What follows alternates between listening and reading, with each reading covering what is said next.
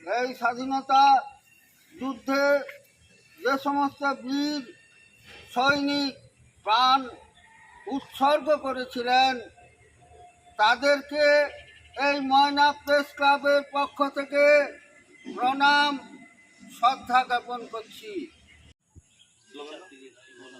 বন্দে মাতরম, বন্দে মাতরম, বন্দে মাতরম, বন্দে।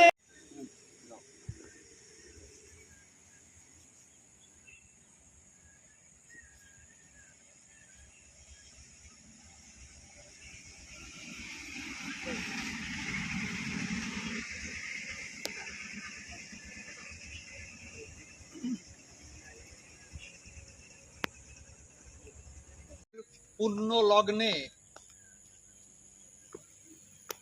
এক ফেলে আসা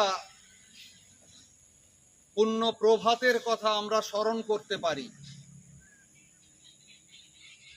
সেই প্রাতঃস্মরণীয় মানুষটির শেষ বাণী ছিল,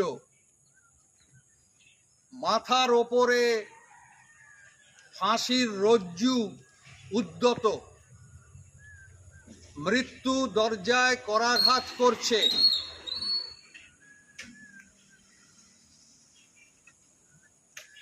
আমি মৃত্যুকে আলিঙ্গন করতে যাচ্ছি। মৃত্যুর শীতল স্পর্শ আমার মতো তোমাদেরও অনুভব করতে হবে।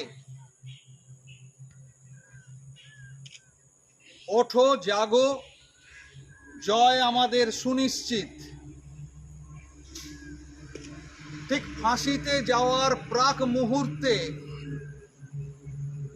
এই অন্তিম বাণী যিনি গোপনে তার অনুগামীদের কাছে পৌঁছে দিয়েছিলেন এবং যার নেতৃত্বে